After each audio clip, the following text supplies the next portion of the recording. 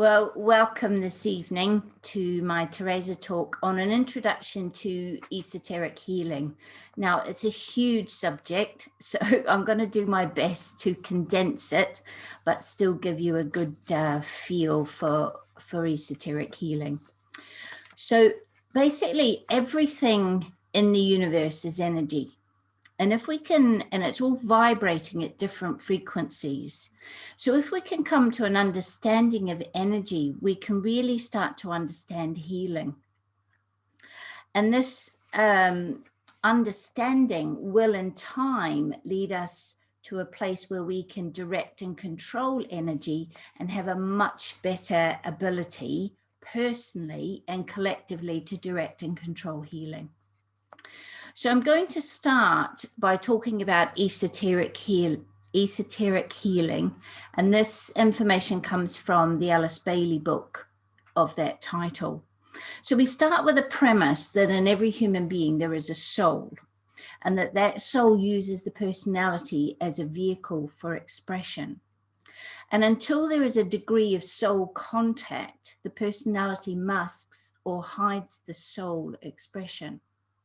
But with increasing coordination and integration of the lower aspects of the personality, this is the physical, the etheric, the emotional, and the lower mind, the soul is increasingly able to express and control the personality.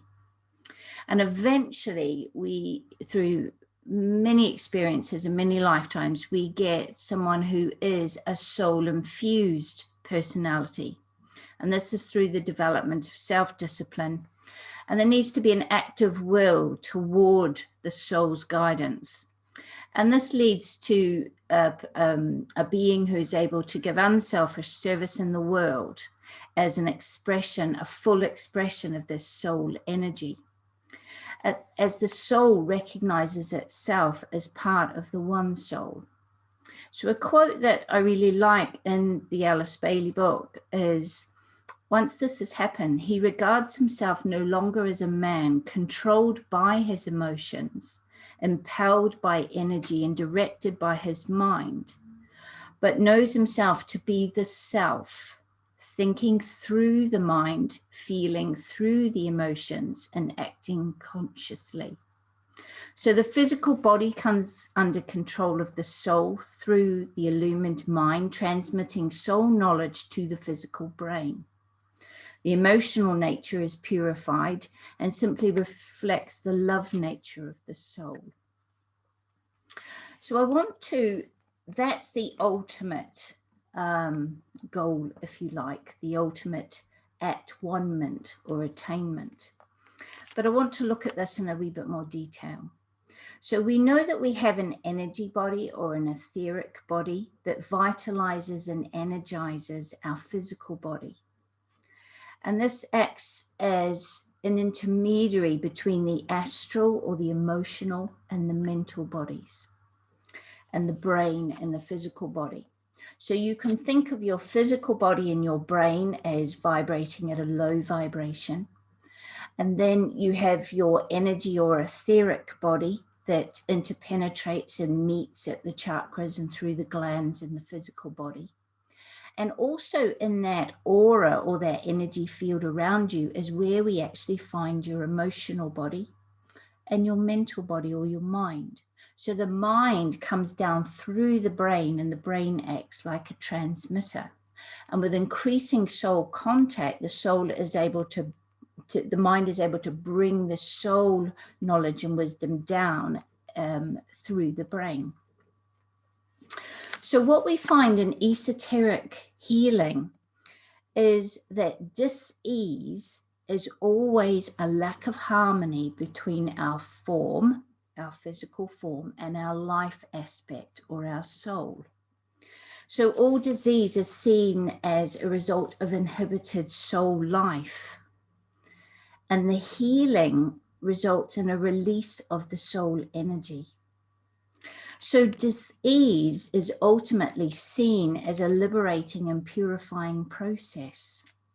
And it's suggested in Bailey's writings that 90 to 95% of disease in our time, in mankind now, comes from our astral emotional desire body. So our lower emotional body is the primary cause of the physical manifestations of dis-ease in our body. And much of this can be karmic in nature. So some of the causes of dis-ease from an esoteric point of view is when the life force is centralized or polarized. For example, in your astral emotional, the person is run by their emotions, they're very reactive, their emotional life rules. Or sometimes it's when we're polarized in our mind and there's not much attention or energy given to the heart or the emotional nature. There's more of an intellectual polarization. Sometimes dis-ease occurs, and often occurs, when there's friction between the personality and the soul. And this is especially when the soul is first making significant contact. The person can go through a life with many illnesses and ailments that are deeply caused by that soul contact and by a resistance of the personality to that contact. Sometimes it's the state of the chakras, and we've done a whole series of talks on the physical ailments that can be a result of different chakras being out of balance, but most especially the crown, the solar plexus, and the sacral chakras. Sometimes it can be congestion in the prana or the flow of energy, or overstimulation of the nadis and the meridians in the body. So the subtle energy flow. Sometimes it can be a contribution of earth energies. We're increasingly sensitive to this, of the magnetic and the electromagnetic frequencies in our environment and their effect on our etheric body. And I'm going to talk a little bit more about that in the next talk when I look at sound healing. But there are on our planet, and part of the planetary's own soul development, there are some inherited what they call miasms. And these are energy patterns of disease that are an imperfection. They're in our soil, if you like. They're part of the planet's substance. And they're a taint that affects our body. And there's three main lines of disease that there are seeds in this planet for. The first strain or line is the cancers. And they primarily are related to the solar plexus and are karmic in terms of an astral emotional desire nature. They also come about through an overactivity of the first ray of will to live. So that's when cells are dividing, this will to live is overactive. There's a line of miasms from tuberculosis, and this is comes from the misuse of the second ray energy, and these tend to be associated with the throat and the mental body. Okay. We also have a line of, it's called syphilis, but they're syphilitic. It's not just syphilis. And these are related to the misuse of the creative energy, the creative intelligence, the third ray energy, and tends to be either in the etheric body or in the sacral chakra. There's also inherited genetic conditions. So both the miasms and the genetic are often karmic opportunities. Okay, these can be opportunities that your soul takes on, either individual karma, it can be family karma, it can be planetary karma, to work through that karma through the process of dis-ease and the process of healing. Another cause of disease esoterically is the misuse of the sexual or the creative healing energy of the sacral chakra, and this is a big one for our particular root race, for our particular time in civilization. Sometimes dis-ease is a lack of coordination and integration in our etheric body, so that, if you like, the energy or the quality of the subtle energy coming through to the physical body that vitalizes the physical body is interrupted, and so the physical body is unable to maintain balance and good health. And I'm going to talk more about that one next time when I look at sound healing. But another thing that can really cause dis-ease in the body is when there's a shift in energy from one chakra to another, when chakras are opening. Okay. Remember, you are the sum total of the vibratory state of the 7 major chakras in your body. They determine your health, your vitality, and they reflect the inner world of your emotions and thoughts. And they also reflect the degree of soul connection. So you can, if you haven't already, you can watch the previous 7 talks on those 7 major chakras to come to a better understanding of that. But one of the things that really purifies the chakras and really helps with dis-ease processes is harmlessness. And this is on a physical level, on an emotional, on a mental, and on a spiritual layer. And this purifies and creates natural healing. And that's why many lifestyle factors that promote good health are harmless in nature. Eating food that is harmless, emotionally being harmless, mentally harmless, creating order and structure in your life. One of the biggest causes of inflammation in your body, and increasingly our Western medicine is starting to recognize that most dis-ease processes are inflammatory processes, uncontrolled emotions. So when the emotional nature is overwhelmed and out of control, and there's no ability of the mind to detach from the emotional dramas and see a bigger picture, or to see what's playing out. And the inflammation in the body is part of the soul's way of augmenting that process of being able to discriminate and step back. So healing is about restoring balance. When we restore a person's overall vitality, they naturally self-heal. And this is the basis of many vibrational medicines, like homeopathy, naturopathy, herbal medicine, Bach flower remedies, sound healing, color therapy, crystal healing, essential oils, Reiki, and therapeutic touch.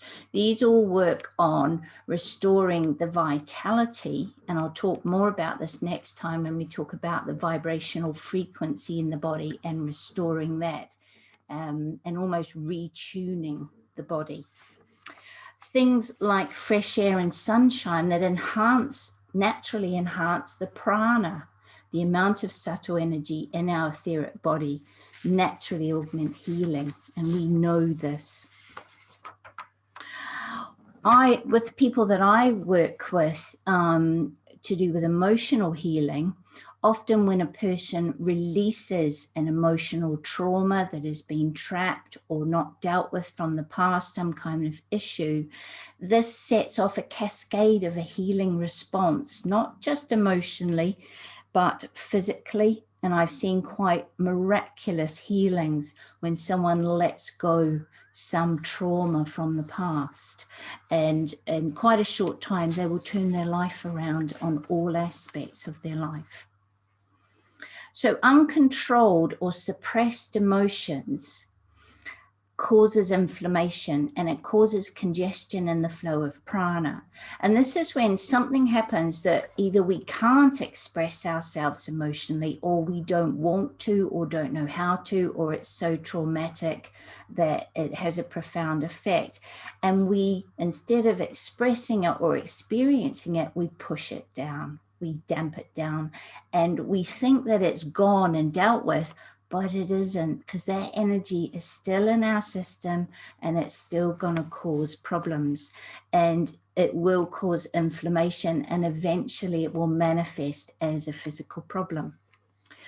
And one of the ways that this is that suppressed emotions often cause acidity in the body. So at a physical level, acidity is a perfect environment for many disease processes.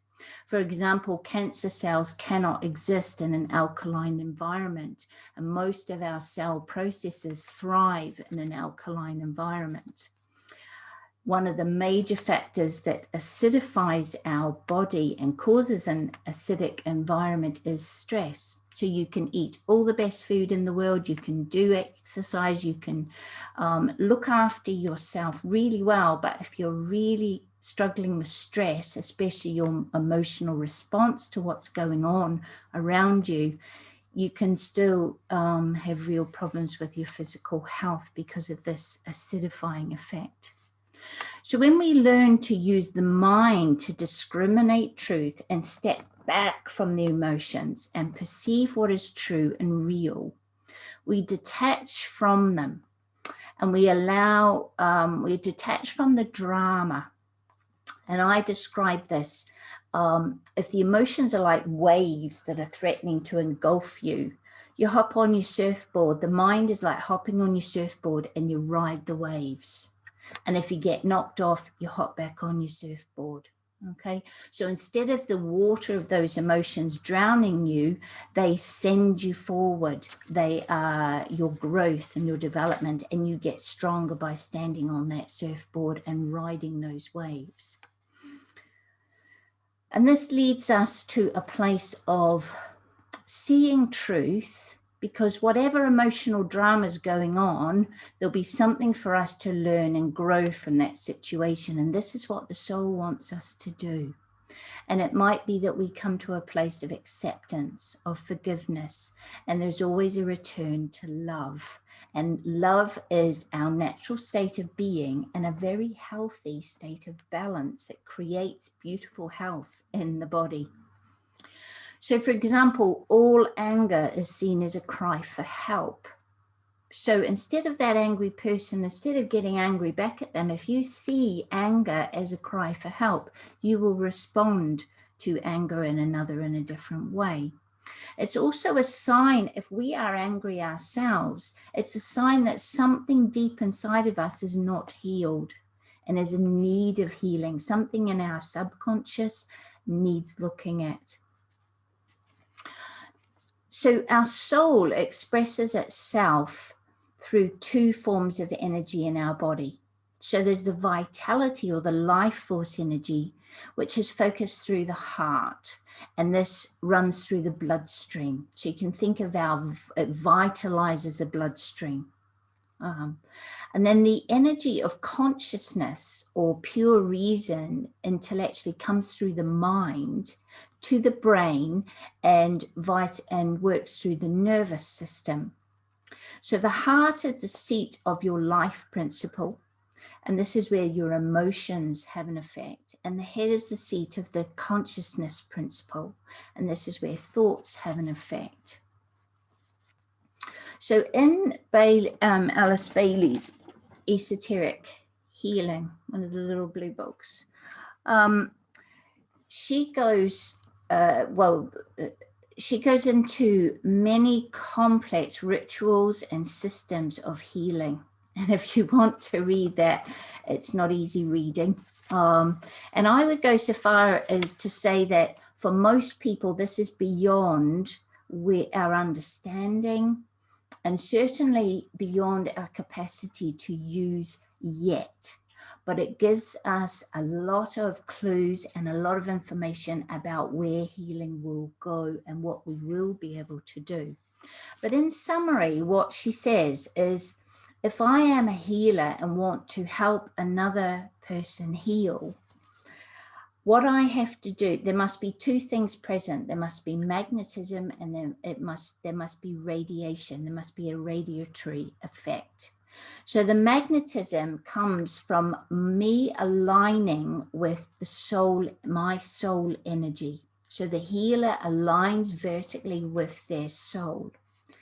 And the intention from the heart must be for the highest good of the person who is receiving the healing, with no ego involvement, because the highest good for the person might be that they experience release through death.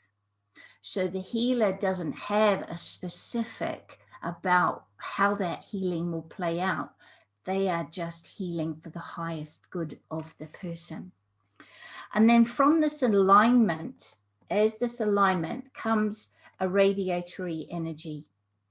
And this radiatory energy, we're going to talk a little bit more in the next session, is the way the healer acts for a channel for energies that enable the other person to self-heal through a realignment with their soul. Okay, so this is where we see that healing is ultimately allowing full expression of that soul energy, and the healing process is that soul energy coming through. Now I want to talk a little bit about where science meets spirituality. Okay, so this is a holistic view, and we're starting to see these two polar paradigms starting to come together. They might not always have the same words, but they have the same concepts. Much of science now is supporting our understanding of esoteric healing. So it's an exciting time to keep up with this field. So through quantum physics, we've come to understand that space is not empty. So quantum physics agrees that space contains consciousness, a living essence they call the field, the matrix. It underlies everything and is conscious and intelligent. This is an understanding that everything is connected and that we are part of that. We are within that. Now, not all science agrees with this paradigm, but certainly those who are at the forefront of bridging this gap, this communication between science and spirituality. So because we're all connected in this field, when we change the way we feel and we change our beliefs, we can bring ourselves into a state of coherence. And especially if we come into a state of heart coherence, we can change the electromagnetic field that emanates from our heart center. And this changes the field. This field affects every cell and every atom in our body. And we can affect the expression of the DNA in our body, and so influence healing. They've done studies where positive feelings, gratitude and love and appreciation switch on DNA that is conducive to healing and health, and negative states of being tend to switch on the DNA that is not conducive to healing and health. So this is how we're starting to see that we can influence the health of our physical body, as well as influence the world around us by our state of coherence, how we are vibrating, how coherent is our heart and our mind is our whole being. And this is by consciously changing the way we think and feel. For example, I tried to find the video on YouTube, but I couldn't. I watched a video once on a talk by Gregg Braden, who's one of the people at bridging science and spirituality beautifully. And in this video, there were 3 practitioners who were healing a woman who had an inoperable terminal tumor. And during the video, they showed a scan. They were doing an ultrasound scan of the tumor in her gut, and you could see it up on the screen. And these 3 practitioners stood around the woman, and they didn't judge the cancer as bad. They just acknowledged it and felt in their hearts a desire for her wholeness, and that there be another possibility other than dying of cancer to exist and replace the prognosis for her. And as you watched over 3 minutes of the video and you watched on the screen, you saw on the ultrasound screen as these 3 people stood around this woman, and she was just simply open to the idea. You watched the tumor shrink. You watched it practically shrink away. And this is the power that we have to heal and to heal each other. In Bruce Lipton's book, The Biology of Belief, that also bridges science and spirituality, he talks about the decision to use our mind to change the way we feel and what we believe gives us the power to rearrange our atoms. This is controversial because it places the responsibility for our lives and our health and our world and the state of life in our world in our hands. So it's much easier to give the responsibility of your health to a doctor or someone else, or blame it on external factors. So we reside in this wavicular field, and when consciousness, us, creates a thought or a belief, it collapses this wavicular field of energy of infinite possibilities into an actuality, a particular or particle, an event in matter, space and time. But remember, all possibilities existed in this field. It was what our consciousness chose to do with those beliefs. And this is how the placebo effect works. So a positive belief has a positive effect on a health outcome by collapsing the field in this way. But what about the nocebo effect?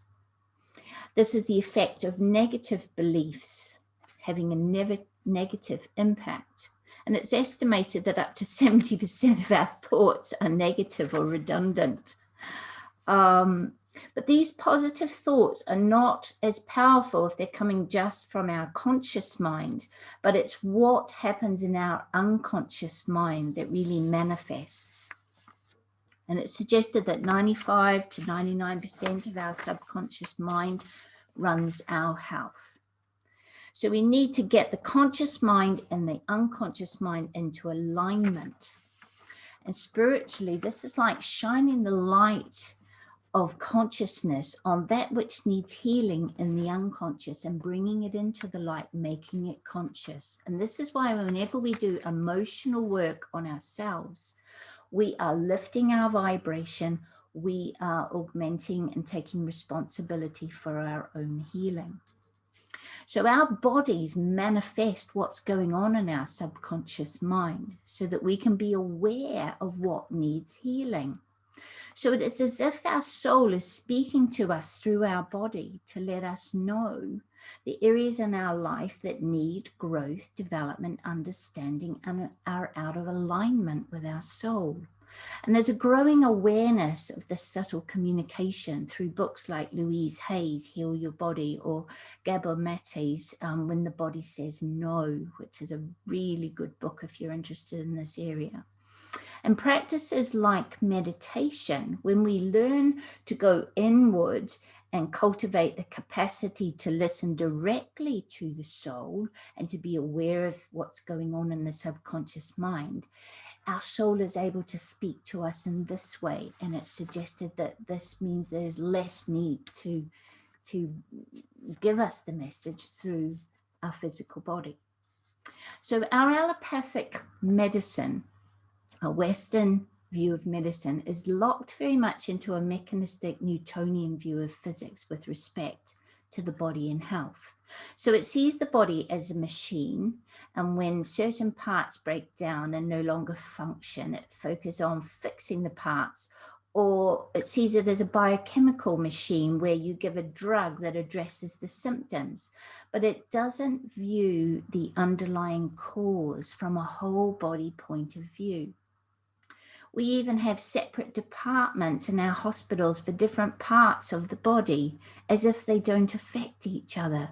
There's no holistic department in the hospital where you go for whole body treatment. In fact, quite often, if you have a problem that is multi parts of the body, it's very difficult to get the professionals or experts in those areas to communicate with each other or to see it out of their own lenses.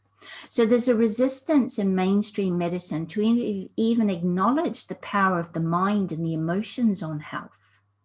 But this is changing, and it will change. I was reading recently, eventually we won't do physical surgery. All the surgery will be energetic and psychic. We will affect the physical body through working in the energy field. Wouldn't that be marvelous? The healing would be so much faster. Many people today are recognizing a holistic view of health, and they may choose to use the amazing technology of modern medicine, which is really good in diagnosing a problem. But quite often you see people making a conscious choice in the methods they will use for healing. And increasingly they're looking at alternative or complementary healing modalities. But there needs to be a recognition that we are responsible for our own health, and that abdicating this to medical professionals or blaming outside circumstances means that you don't take the necessary changes in your life to grow and heal and develop through the process of experiencing dis-ease and going through the necessary purification to emerge, heal, and whole. So dis-ease is a message from your higher self, and not something to fear, but something to see as information. Be curious. And I think especially with the resources we have now, people are often taking this responsibility, and once they have a diagnosis, they're researching what they can find out. What have some people done? What can they bring in as a complementary therapy to mainstream? Recognize that your thoughts, your beliefs, your attitudes, and your emotional state contributed to this condition and will determine how quickly you heal and whether there is any need for this condition to return or to become exacerbated and turn up the message from your soul.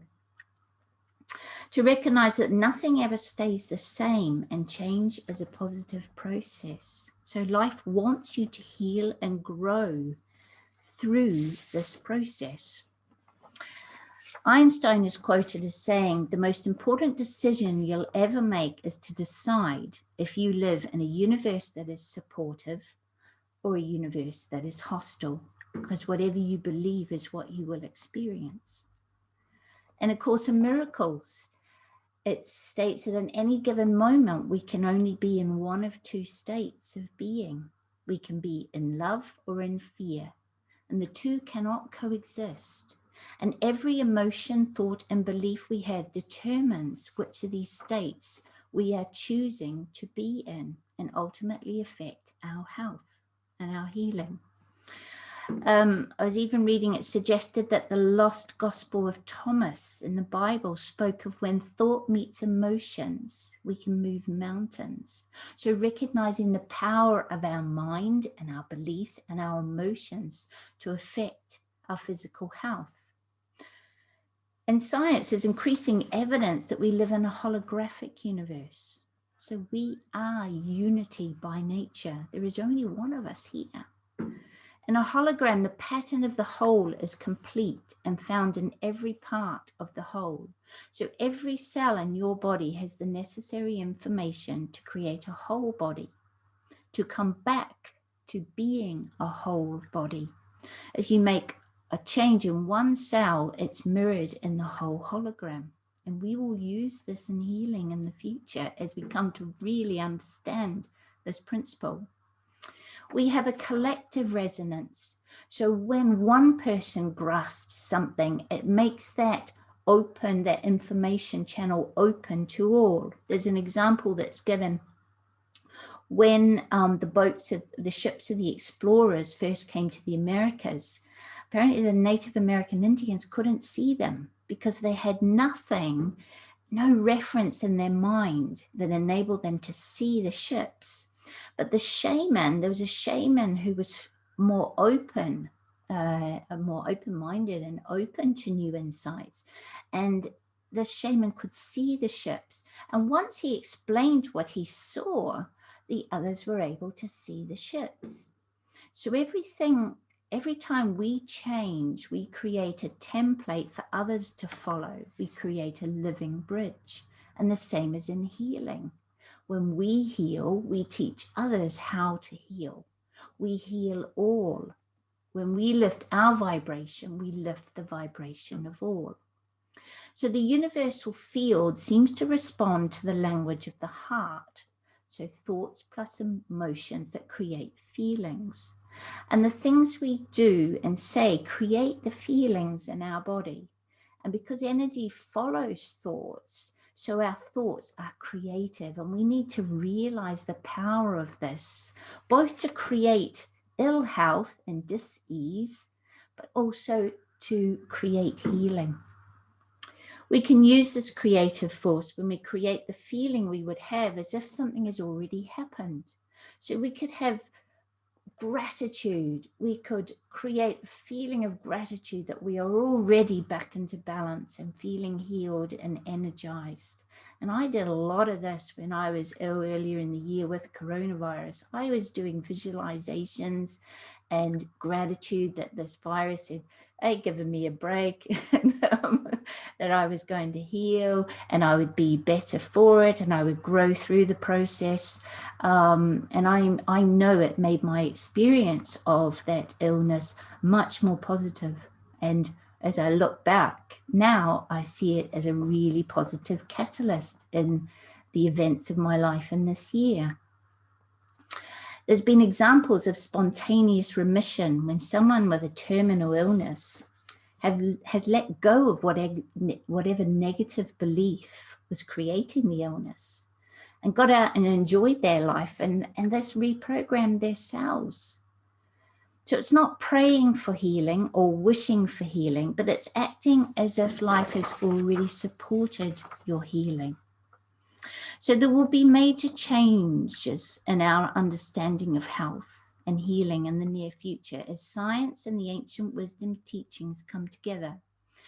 And especially as there's this relinquishment of the ego separativeness that each has, and the need for them to be right and the only truth, and to prove the other wrong.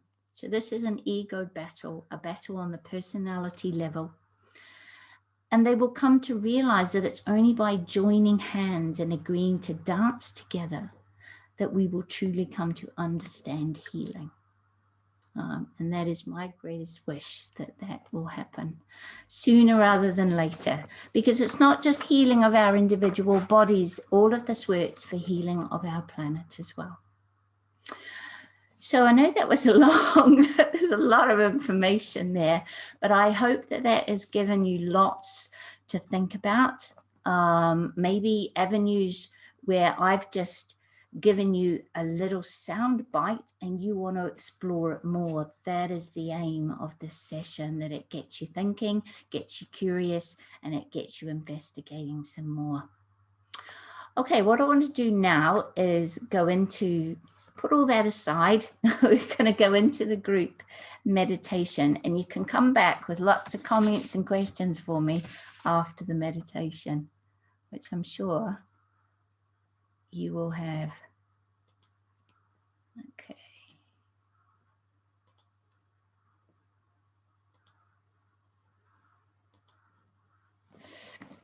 So what I want to do is bring ourselves, our energy together as a collective.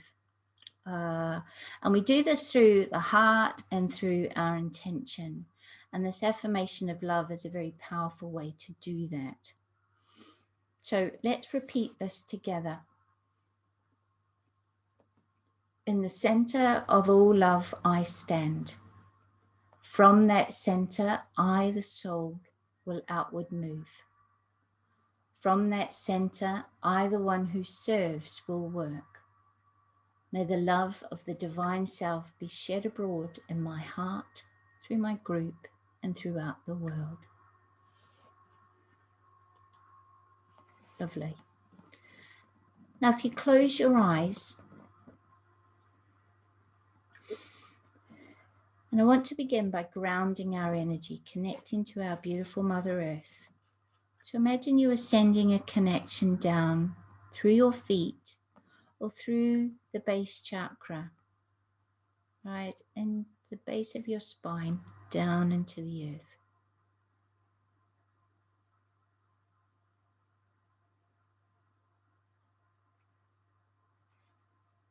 And now I'll bring our awareness into the present moment. So I want you to be aware of your body sitting on the chair.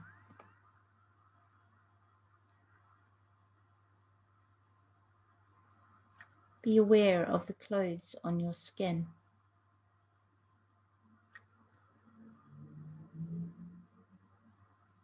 Now take this awareness to your sense of hearing and simply listen to the sounds in the room.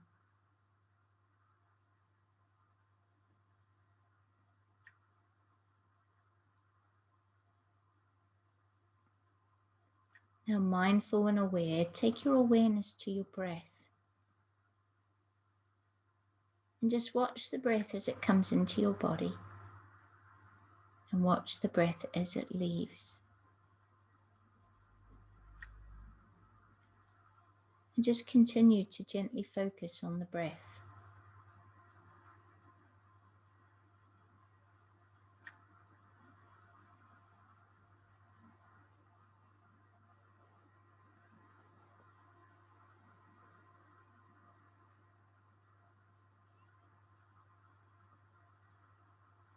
And allow the breath to take you inward.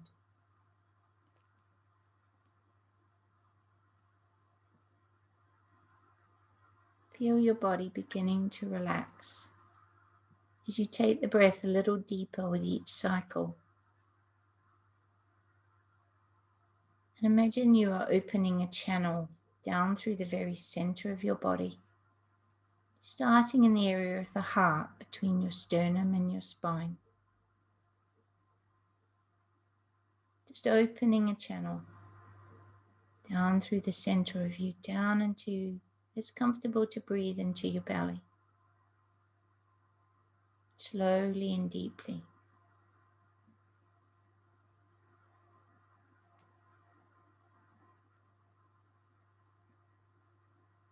Just follow the breath.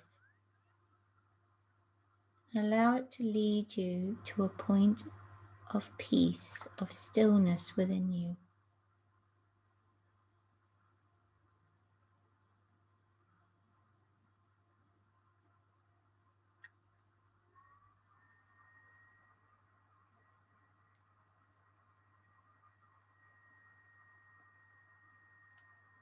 Continue to focus on the breath. And just allow thoughts to simply pass, returning to the breath whenever you are distracted.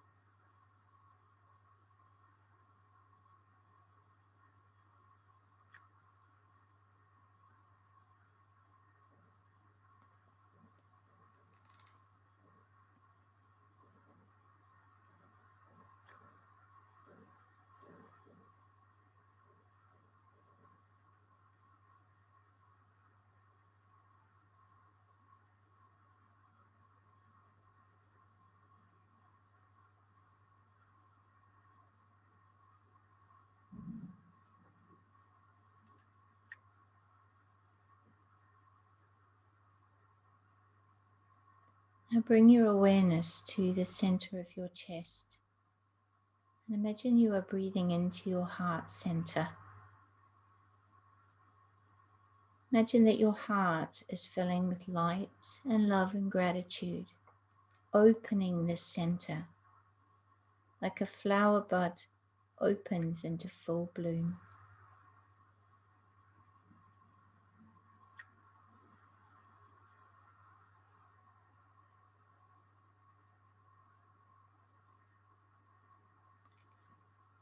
Connect with your higher self or your soul through your heart center.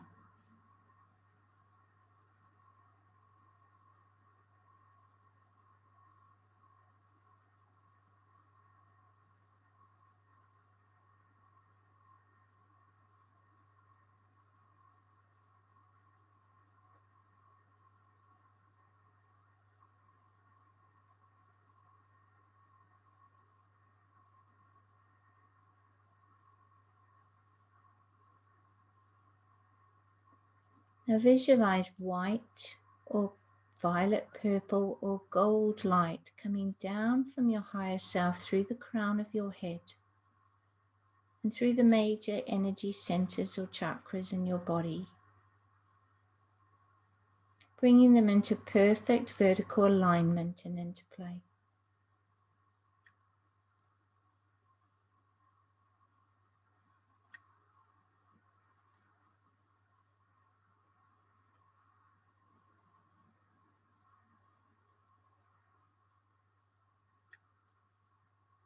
Imagine your heart acting as a vessel to receive and distribute this lighted love throughout your body.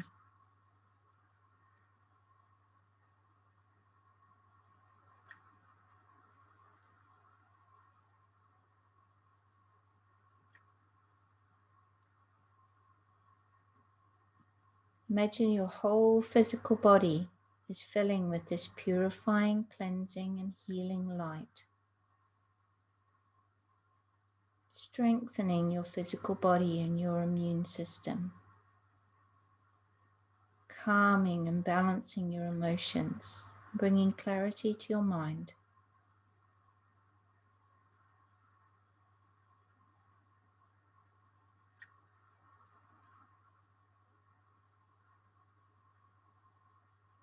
Let this lighted love flow out into your etheric energy body or the aura that surrounds your physical body.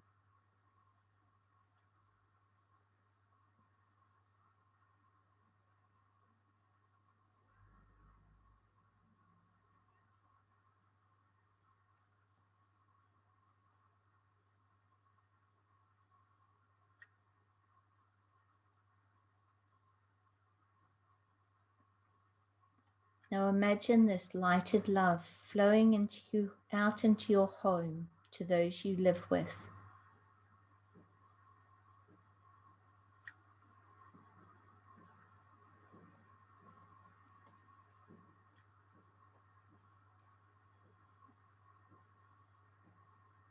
And as you fill your home, allow it to flow out now into your street, your neighborhood, radiating out this lighted love, continuing to flow out into your community, touching the hearts and minds of all, either consciously or unconsciously.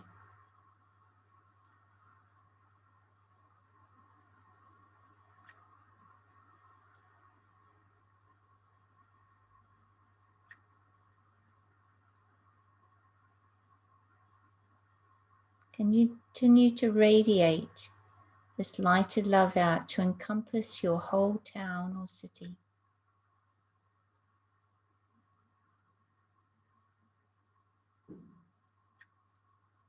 Imagine your light is connecting with the light from all of those joining us in this group meditation, whether live or via the recording. And together let us allow this light to fill our nation.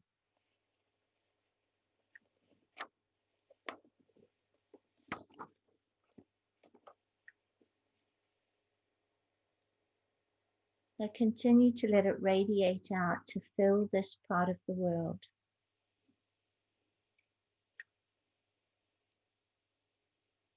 To encompass this whole northern hemisphere.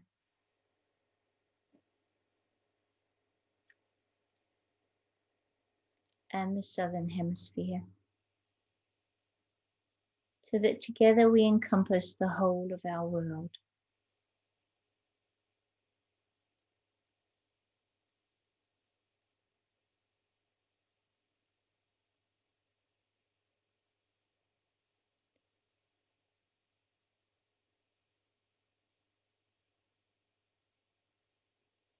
Now see our planet as if from space, and see this lighted love surrounding her like an aura.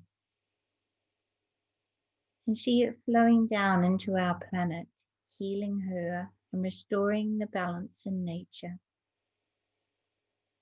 so that the air and waters are clean and pure. She has a healthy ozone layer, and our planet is healed and restored.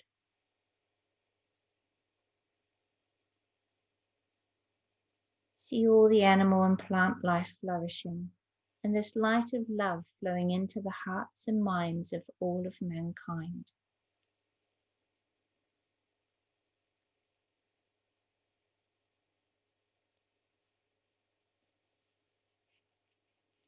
See our energies joining with all those who also work in group meditation in this way, who work with light.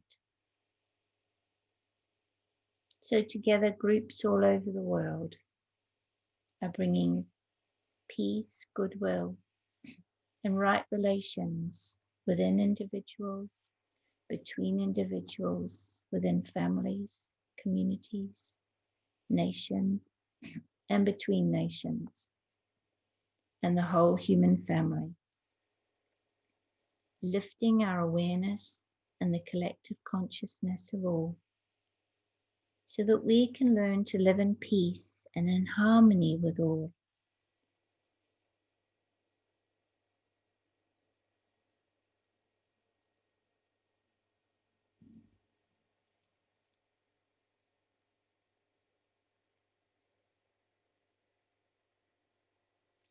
Visualize these energies unifying and eliminating all divisions within humanity,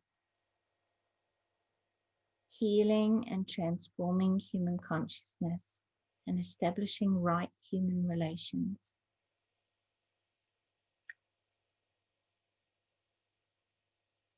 Now continue to hold a space in your heart for this energy and let it radiate out.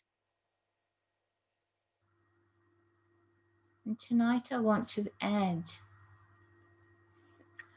a visualization of a triangle that is much needed at this time.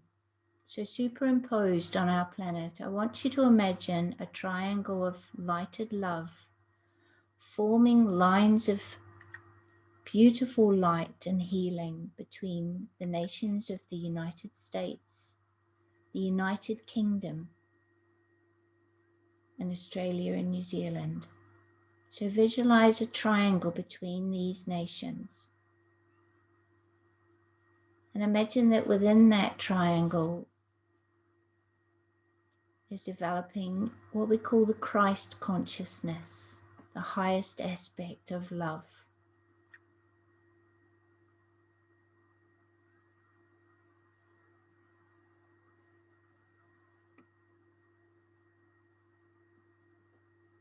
Raising the vibration of all of humanity through this powerful relationship between these nations.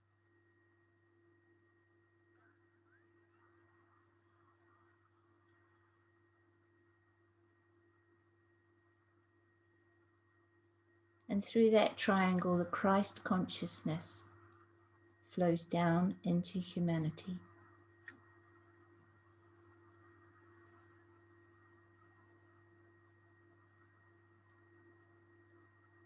And we lift those nations into their full soul expression.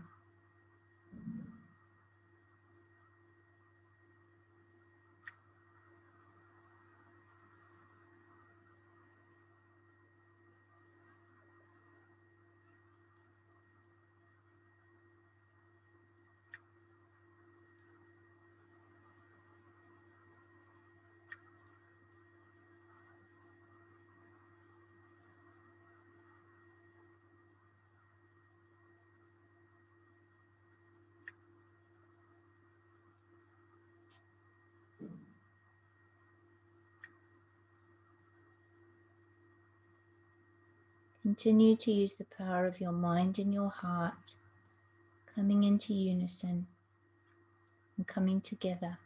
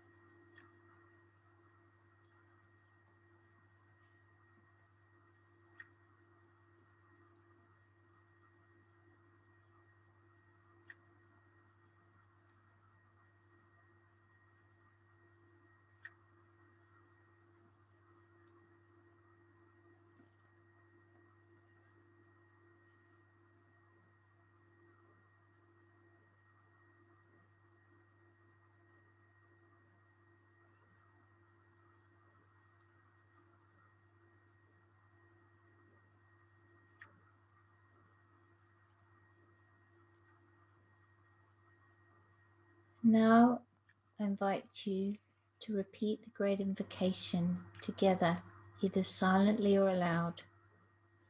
Repeat it with conviction, with a pause between each stanza to imagine the words being played out.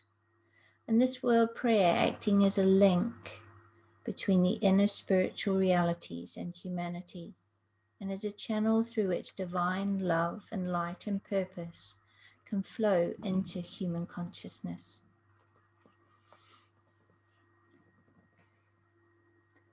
From the point of light within the mind of God, let light stream forth into the minds of men.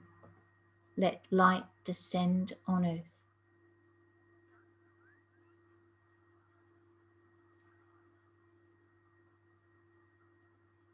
From the point of love within the heart of God, let love stream forth into the hearts of men.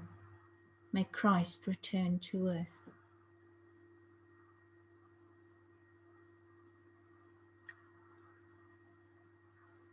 From the center where the will of God is known, let purpose guide the little wills of men, the purpose which the masters know and serve.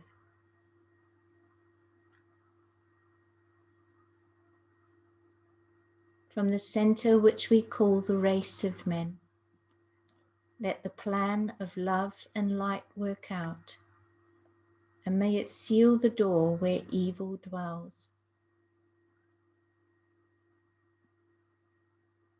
Let light and love and power restore the plan on earth.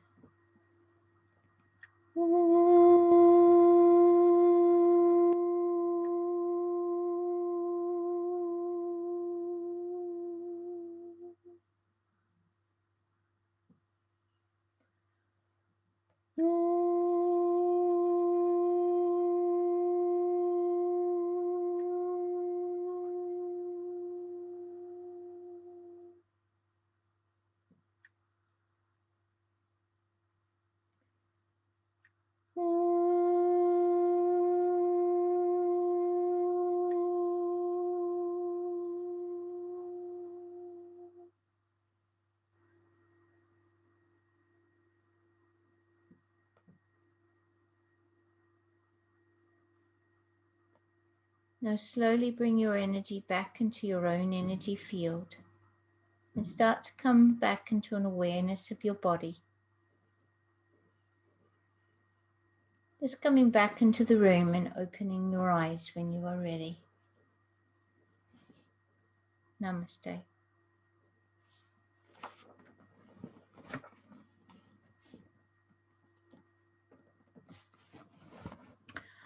And now there's an opportunity for discussion, comment, if you want to add to anything that I have discussed tonight, that would be greatly appreciated.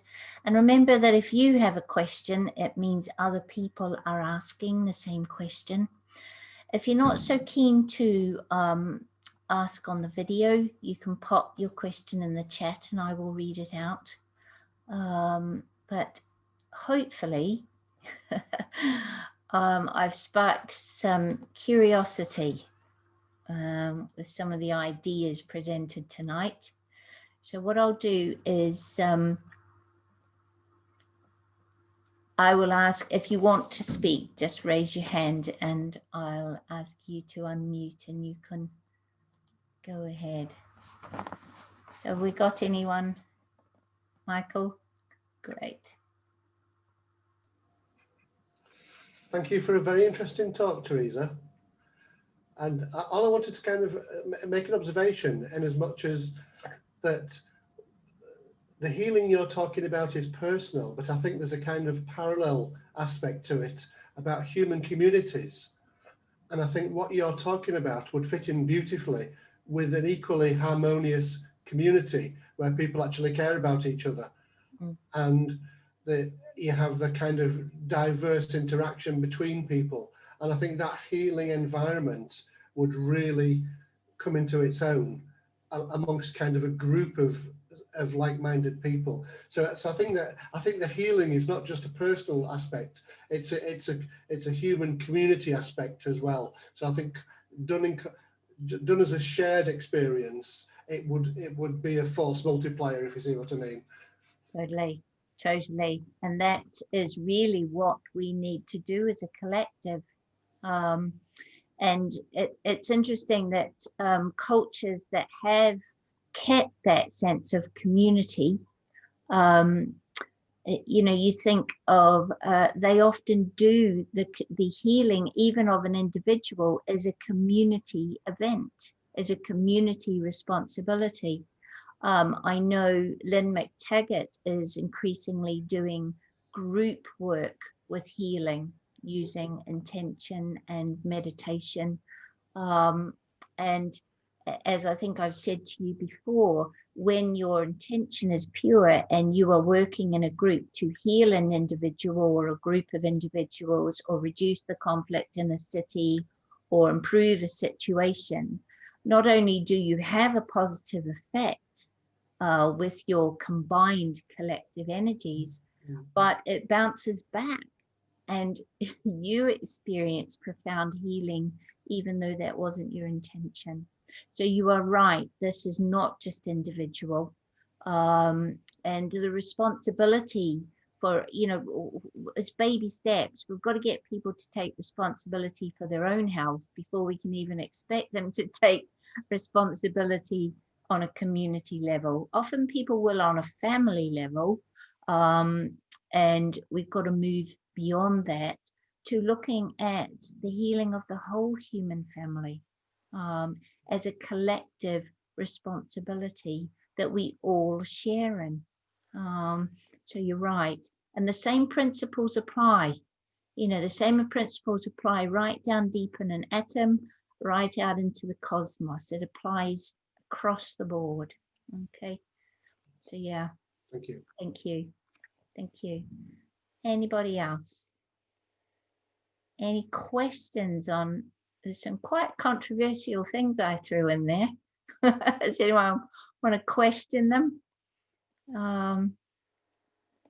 No. Hopefully, has it given you, I mean, you can sort of nod or stick up your hand or something. Has it given you a different, slightly different way of looking at healing and looking at health?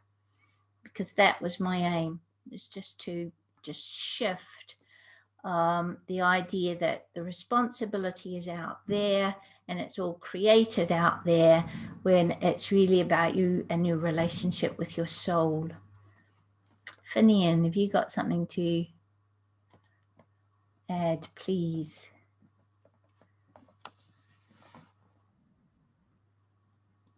When you were speaking, I couldn't help thinking, maybe I'm going to go and sit on a naughty stool for this, but the one about the Native Americans not being able to see the ships. Yeah. What is it that we can't see right now? Absolutely. I don't know the answer to that, but I get a very strong feeling that there's plenty of things out there. There are indeed. And even, I mean, this is a total sidetrack, but relevant. Some of the things I have been reading and listening to lately have completely opened a window in my mind to possibilities that I hadn't considered before and had just gone about my life not even knowing about. And now that I know about them, it changes everything.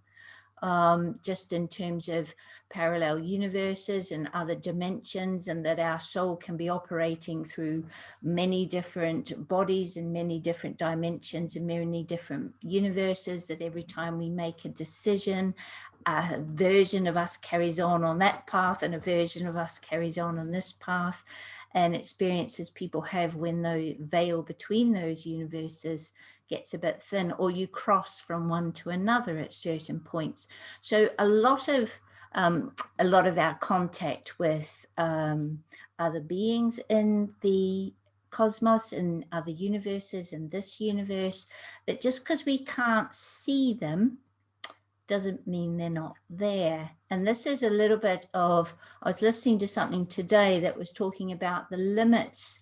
Our scientific paradigm has been fantastic, and this is moving into next week's talk, but never mind, has been fantastic for expanding our awareness, expanding our knowledge, expanding our intellect, expanding the capacity of our brains and our minds. But we have got a situation now where we're starting to become crystallized and locked into a paradigm. And this is because we only believe what we can measure. So it's almost like, well, now that I can measure, now that they can actually measure the aura, oh, the aura exists. Yes, even though for thousands of years, Eastern Vedantic-based teachings have said we have this energy field and we have these chakras and things. Science says, no, we're not accepting that. Oh, now we can measure it and see it. And oh, yes, it is affecting the physical health of people. We're starting to observe this. It does exist. So you're exactly right. We're limited by what we can see. And we know that our physical eyes can only see a certain spectrum of light. We know that our hearing only hears a certain spectrum of sound. We know that even our friends in the animal kingdom see and hear differently to us. So we can't, what are we not seeing? What are we not aware of? What are we not being open to because we're locked into science where it has to be proven, it has to be measurable, and it has to be verified by some kind of experiment. Because science very much has been fantastic for explaining the physical world of matter that we move in, but it struggles a bit when we start getting into these subtler areas. Science still hasn't found the soul. You know, there's more than just what we can see and measure. And you're right, what are we not seeing? And maybe it just takes a few mavericks, a few shamans, a few people who open up to seeing things differently, to open that portal for others to see. And this is where I love to have my view of reality challenged, to have it opened, to 1 minute believe this and think, oh yeah, I've got that sorted. And then next minute to read something that says, no, you don't know what you're talking about. You thought you did. It's like this. Wow. So I think of my understanding as like a huge jigsaw. And I may never complete this jigsaw, but I love it when I get pieces. And then pieces connect, you know, the thrill when one part of the jigsaw connects up with the other part and those two come together. And so I see my life and my understanding very much as a jigsaw. And I love it when someone puts a piece in that I had missing or that I hadn't realized was missing. And so you're right. If we close down and we become too polarized, and our way of thinking and our view of the world, because we feel like that's safe, it's actually the opposite. That narrows us down, that creates a fear environment, that creates a restricted environment. There isn't the expression of the soul, the expression of the energy, the free flow of the energy that we need. And therefore, when we open our mind and we're open, you know, anything is possible and everything is possible. I find it exciting, but I think many people find it frightening. So it's like changing the way you see ill health or dis-ease. See it as informative. What is this trying to tell me, rather than as, you know, something that's absolutely dire. Oh no, you know, it's always a silver lining. I'll be honest with you, my life is so busy that if I get ill, sometimes I know there's a part of me goes, oh, thank goodness for that. I can slow down and take some time out and stay in bed. Do you know what I mean? sometimes, and you often know you were pushing it, you were pushing the balance, you didn't get enough sleep, this, and it's like, oh yeah, okay, fair dues, I knew I was out of balance. Sooner or later it'll catch up with you. It does. You just hope your body doesn't get to screaming stage before it does. Yeah. And even emotionally, how often do we see people, for example, grief, in my understanding, really affects the lungs and is related to the heart. And how often do we see grief following on, we see some kind of chest infection or lung or breathing problem following grief. I can remember when my eldest son went to university, because that was my first, that was the first one leaving the nest. There was a real big step change. Big step. I wanted him to go. I taught him to be independent. He wanted to go, but we're really close. Within a month, we both had a chest infection. And I just saw that as the body's way of helping us both get rid of that grief or work through that grief so that, he can fly and I can let him fly. And for both of us, that was helping that purification, that growth process. So see how you can just see it differently. And that's the thing that I will want you to take from this talk. If you can start to see ill health or dis-ease, okay, what's out of balance? What's the message here? What's my body trying to tell me? And sometimes the soul can't get the message through any other way. Or sometimes it is a real opportunity to work off some karma. We see people in dreadful things that they have to deal with, and we think, oh, how can that poor person deal with that? And yet from a soul's point of view, they might be working off massive amount of karma. It might be that they, from a service point of view, have taken on family or planetary karma and are working that through. And that is part of their growth and development. So it's just about how you see it.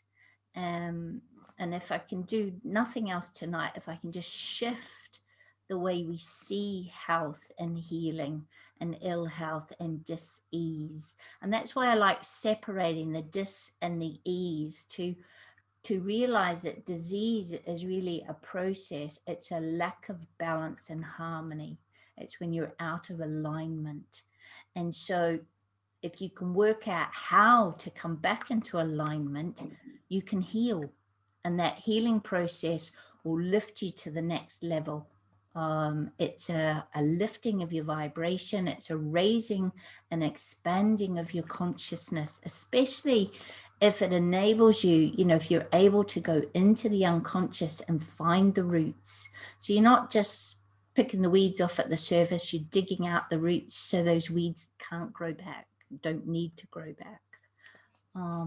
So if this talk has done that, I'll be really happy. That's my aim. Okay. Is there anybody else? Thank you for that, Finian. I think that's a really good thing to consider. What are we not seeing? If we could go a couple of incarnations forward, and you can do this in regression if you want to, and see, go a couple of lifetimes forward and see where the world is at and where healing's at, and we could see what we can't see now. Like we look back in history and, well, how did they not work out that hygiene and germs were causing, that germs were causing disease, and that if they live that way, they're going to get ill, and if they live in a more hygienic way, they're going to get better. How could they not know that fresh air and sunshine was good for health? How could they see health in this way? And if we were to go into the future, we'll look back now and go, how could they not see that? So what are we not seeing? Yeah, brilliant. Lovely. Okay, I think if no one's got any more questions, you've got a lot to think about there. Next time we're going to look at sound healing. So I'm going to bring in more of these ideas to do with vibration, to do with energy. We're going to look a little bit at the power of things like the Om, the creative sound. And I can't do sound healing complete in half an hour, but I can give you enough to spark your curiosity to go and pursue it further if you want to. Well, thank you very much. I hope you've enjoyed this evening. I certainly have. And we'll see you again. Namaste.